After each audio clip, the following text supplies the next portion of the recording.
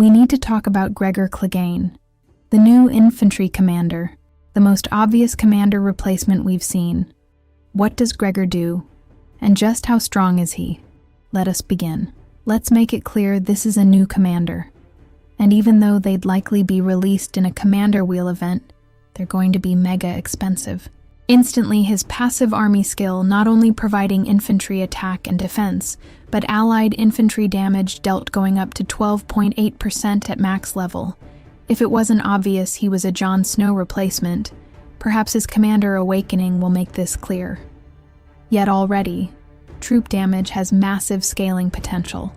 Of course, being better when you already have a powerful infantry line to benefit off the damage increase. For those who care about their rebel skills and events which use these, he may be great for trial events and perhaps see some use in top-end training grounds. But for rebel leaders, there isn't too much to see. He has nice damage and some allied buffing, but unlikely to be anything worth the cost to acquire. Now for their awakening skill, and oh yes, this screams Jon Snow but better. All allied lines gain 25% crit chance, dealing 150 damage lasting the entire battle. At last, no more Jon skill fall off midway through the battle. Critical attacks which benefits Darren's damage and triggers Vorian's crit reflex will be seen throughout the whole battle. Alone, this would make him more than enough of a replacement for Jon. But Gregor's second part of his awakening skill triggers a shield which reduces damage taken by 10% for every 15% of troops lost, staking up to 60% damage reduction, lasting till the battle ends. Important to note, this does not stack with Kevin's skill, so no double damage reduction. And yet, this is insanely powerful. Although this is only for damage other than skill damage, such as for commander actives, this still strips away a large amount of damage any opponent can do to you other than heavy cavalry synergy. Per 15% means the max damage reduction occurs when you're at 10% troops remaining. Hopefully that is hard for you to trigger, and it is impossible to say how impactful damage reduction is for your army's damage.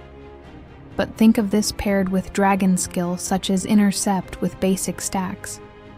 At 50% army left, you will have 30% reduction from Gregor and 20% from intercept skill, though this is from troop damage while intercept reduces all damage. Just how much damage does Gregor do really? Critical attacks at 150%, slightly less than Jon's max weapon crits, but lasting all battle, assuming either a Jaqen or max Sinara is unlocked. You give or take land 600 attacks per battle, take away some time for armies to march, or a short version is 35 seconds times by 15 attacks is 525 attacks on average in one battle. 25% of this will be 131.25. Divide that by 5 again and you can expect around 26.25 crits per lineup throughout the battle. Or a 75% uptime for Vorians reflects without any other crit source. His synergy with other bleed commanders is what matters most. But as for his own damage with critical attacks, it will be a little over 55 normal attacks worth of damage too. He does not actually have any bleed effects on his awakening skill, and the top bleed lineup won't.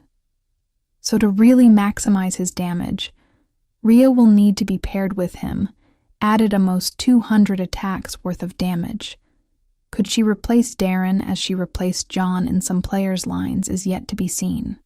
There is no doubt when it comes to question Gregor's power, from his passive, massively increasing infantry damage to his all-battle crit effect, to their massive damage reduction to allied infantry, the more troops lost in the battle, can't even say this guy is game meta. With an already powerful bleed lineup dominating the game, cavalry players will be begging for anything at this point.